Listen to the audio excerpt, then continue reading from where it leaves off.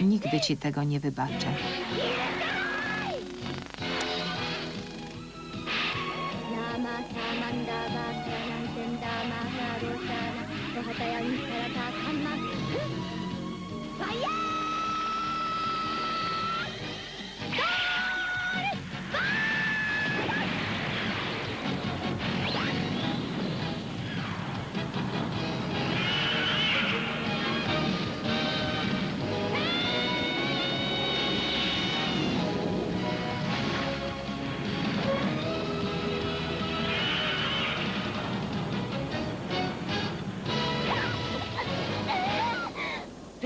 Czarodziejka z Marsa ma niezwykłą moc.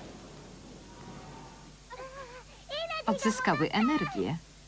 Czarodziejko z Księżyca.